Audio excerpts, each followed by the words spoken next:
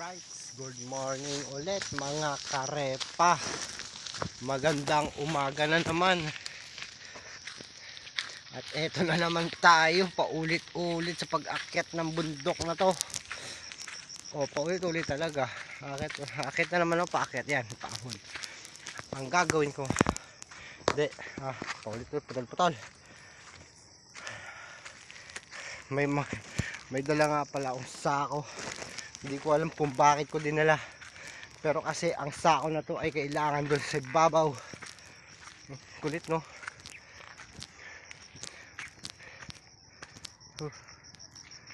Oh, pwede. Para may sapot. Ganap kaya ako ng gagamba. Lagi na lang sabing maghanap ng gagamba. Hindi naman naghahanap ng gagamba.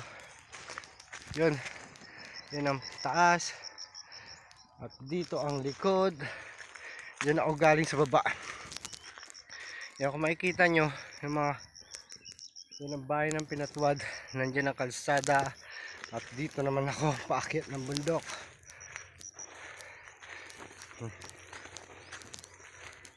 Pwede siguro yung gawing bonsai, oh.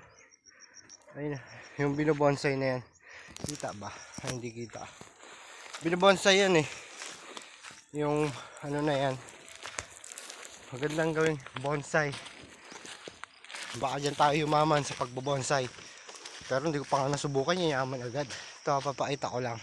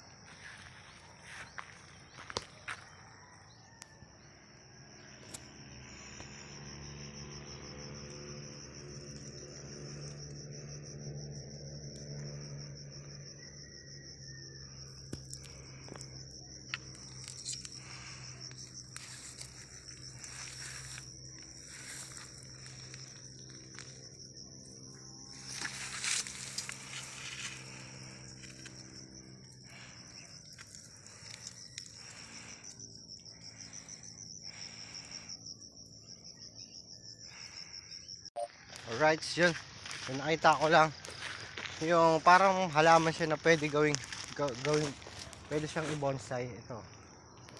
Yan, oh. 'Di ba maganda siya pagka parang pagka tinrim mo, tapos yung kagaya ng ginagawa sa ano, napanood ko na yun sa YouTube yung paano nila gawin. Pati yun, oh. Parang ayun, oh. Ito. Pwede siya gawing bonsai. Magkukuha ka ako, no? Ha? Plano na naman. Kuha na naman daw ko, no? Sige. At pagdating sa taas ay puputulin ko na muna ang aking video.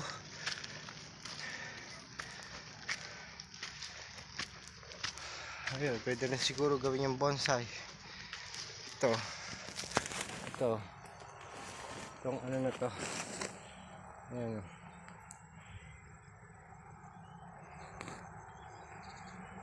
Ito lang yan, pakalat-kalat lang yan.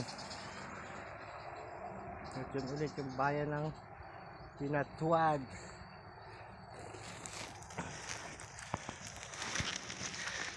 Ang daming fern. Puro fern. Yan yung minsan mga bata kumukuha dito ng ano, yung pang display nila, nilalagay sa ano, nilalagay sa stage.